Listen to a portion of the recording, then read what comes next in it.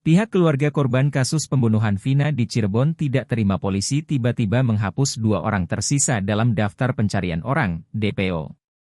Kuasa hukum keluarga Vina, Hotman Paris mengatakan, keputusan polisi ini menjadi bertolak belakang dengan keterangan narapidana lain yang menyatakan adanya 3 orang pelaku lain.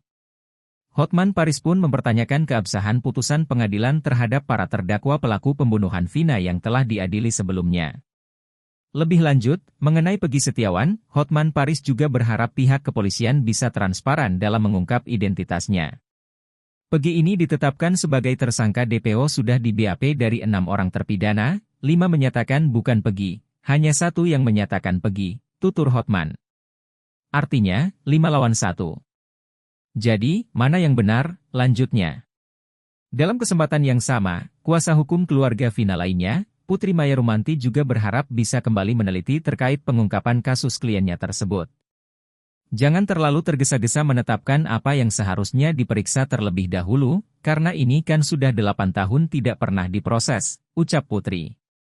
Sebagai informasi, peristiwa pembunuhan itu sendiri terjadi di sebuah lahan kosong dekat SMPN 11 Cirebon dan Jembatan Talun, Kabupaten Cirebon, pada 27 Agustus 2016 silam. Awalnya, kasus ini dinyatakan sebagai kecelakaan. Lalu, seorang perempuan bernama Linda mengaku kesurupan arwah Vina dan menyatakan kasus itu sebagai pembunuhan dan pemerkosaan. Setelah adanya peristiwa kesurupan itu, kasus itu pun kembali diselidiki sehingga dinyatakan sebagai pembunuhan dan pemerkosaan. Pengadilan telah memvonis 8 orang sebagai terpidana kasus Vina dan Eki sejak 2017 lalu. 8 terpidana itu disebut turut serta dalam kasus pembunuhan Vina dan Eki saat peristiwa itu terjadi pada 27 Agustus 2016 silam. Sementara 1 pelaku lainnya sudah bebas atas nama Saka Tatal, karena masih di bawah umur kala peristiwa itu terjadi atau hanya divonis hukuman 8 tahun penjara. Selain itu, terdapat pula 3 terduga pelaku yang masuk dalam DPO. Salah satu dari 3 terduga pelaku itu bernama Peggy Setiawan yang baru-baru ini dirilis sebagai tersangka baru dalam kasus pembunuhan tersebut.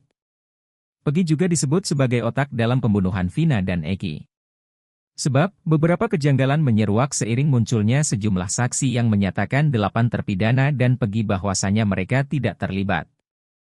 Download Tribun X sekarang, menghadirkan lokal menjadi Indonesia.